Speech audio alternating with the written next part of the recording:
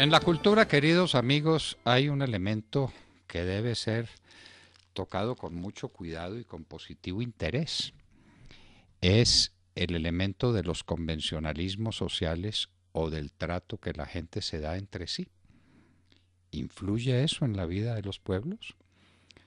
Hay una relación entre el tipo de interacción que se da entre las personas en una comunidad y la productividad de esa comunidad, en todos los órdenes, y en el orden económico desde luego, y en el orden cultural, en un medio hostil, un medio desagradable, cuando la gente no se quiere, cuando la gente parece ser enemiga la una de la otra, con gente prevenida, se produce lo mismo en todos los órdenes y en el orden cultural también, que en momentos de expansión, en momentos de tranquilidad, en momentos de relación positiva entre las personas y entre los sexos y entre los niños y entre los jóvenes, el ambiente social es significativo dentro de la cultura.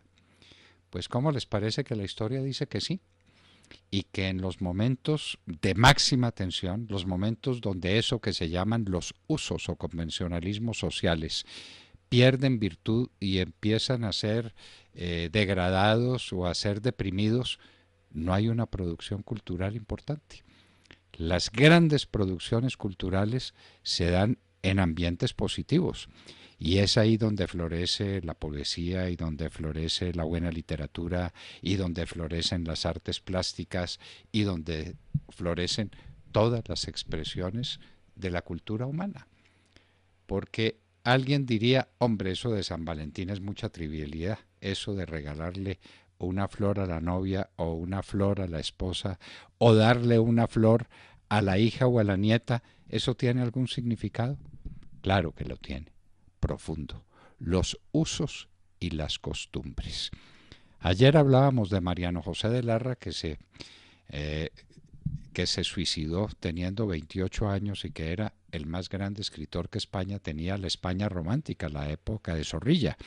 Recordemos que Zorrilla se hizo a conocer con una poesía de su propia creación, desde luego, que me dijo en el entierro de Mariano José de Larra. Después como que se arrepintió y dijo, yo soy una flor nacida en el pantano del entierro de un malvado. No sé por qué Zorrilla se arrepintió de su poesía, pero eso le dio fama. Eso lo hizo gran poeta.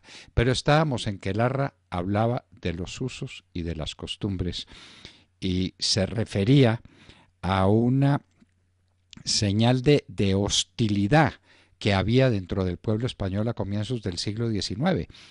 Había pasado la guerra de independencia, que fue una guerra muy amarga, y España estaba asistiendo al derrumbe de su gran imperio, especialmente de su imperio en América. Eran épocas decadentes. Es que hay épocas decadentes y épocas de expansión. Y las épocas de expansión lo son en todos los frentes. El Renacimiento es una época expansiva, una época de confianza en la vida, una época de exaltación de ciertas virtudes, y mire lo que el Renacimiento significó. El Renacimiento, que quería ser el Renacimiento de las viejas virtudes grecorromanas en todos los ámbitos, fue una cultura por sí misma. El taller de la pintura en Italia, el pensamiento político en todas partes, lo que significó el Renacimiento en Francia, porque uno siempre que piensa en Renacimiento tiene que pensar solamente en Italia y en sus grandes genios, en Miguel Ángel y en Leonardo da Vinci y en Botticelli, en los grandes genios del Renacimiento. No, el Renacimiento tuvo su significación en toda Europa y en el mundo. Razón, una época expansiva del corazón humano, cuando los usos y las costumbres son positivos y cuando la relación entre las personas es una relación amorosa, positiva, que le permite al hombre distraerse de la función de la supervivencia misma para dedicarse a cosas mucho más interesantes porque está viviendo en un medio positivo. Y eso es lo que expresan los usos y los convencionalismos sociales. Cuando usted le retira a una mujer el asiento para que se siente en un restaurante, algunas feministas dicen, esto es un acto en contra nuestra. Al contrario, es una venia, es un gesto que se le hace a la mujer, que es lo más maravilloso que hay en una sociedad. Cuando eso se hace y cuando la mujer lo recibe bien, estamos en un mundo con convencionalismos positivos, agradables. La cultura se está expandiendo y esa cultura es generadora de nuevos ímpetus, de nuevos trabajos. La persona que está contenta trabaja bien. El que está malhumorado y que está triste y que está amargado trabaja necesariamente mal. Y ese fue el problema socialista, el problema del igualitarismo. La gente sí trabajaba, encerrada en sus fábricas, mientras tuvo el ideal comunista que se le infundió al principio, vamos a ser los más grandes de la tierra y los planes quinquenales, eso medio funcionó. Una vez que se agotaron esos primeros impulsos, ¿qué fue lo que quedó?